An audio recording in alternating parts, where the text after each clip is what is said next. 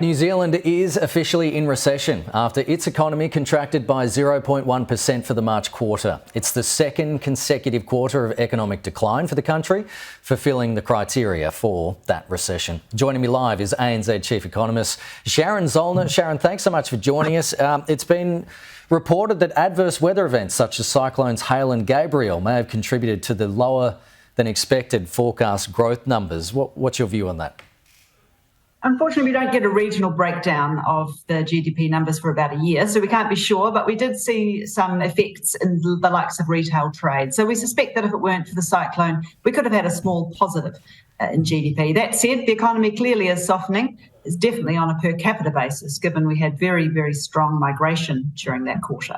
It's also been said that New Zealand is the crash test dummy for the Australian economy and our big four banks. Is the Kiwi recession a warning sign for Australia? I think it's certainly a sign that monetary policy is working, though, as I said, there is a lot of noise in the economy. The Reserve Bank of New Zealand has been very active in raising interest rates, 525 basis points in just a year and a half. That said, the level of interest rates is not that high in a historical context, and nor is the proportion of household incomes that are being sucked out in terms of higher mortgage interest payments. But the effect is definitely being felt, and we are anticipating that the economy will remain pretty soft for the rest of the year. But it's important to note that this is the plan. So this is a bit different from the typical recession where you get some kind of negative shock and monetary policy goes into overdrive to try and get the economy out of it as fast as possible. It's not clear that's going to be the plan this time, when this is actually seen as a necessary part of getting the economy back onto a more sustainable path. Well, that was going to be my next question, Sharon. You've been quoted in saying that a recession is a necessary step towards getting the economy on a more stable footing. So if you could just elaborate on that, exactly what do you mean? Well, essentially, I think there's a bit of a sense that we're going to have a recession because the Reserve Bank wants one. In fact, we're going to have a recession because we've been spending beyond our means for a number of years now, and that's not sustainable. And that's showing up not only in high inflation, but also in fiscal deficits and in the current account deficit as well, where we ran a 9% deficit in the first at the end of last year, whereas Australia is, of course, running large current account surpluses. So a bit of a difference between the economies there. But there are also a lot of similarities, including that very strong migration surge.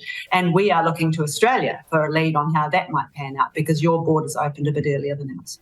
Interesting. Well, we're looking for a lead to New Zealand on all this. So if there is a recession in Australia, is there a potential that the governments and the banks are going to step in with economic stimulus, knowing that we've just come from a period of strong inflation? And in New Zealand, where you are at the moment, is that a potential now that they're in a recession that there may be stimulus on the way?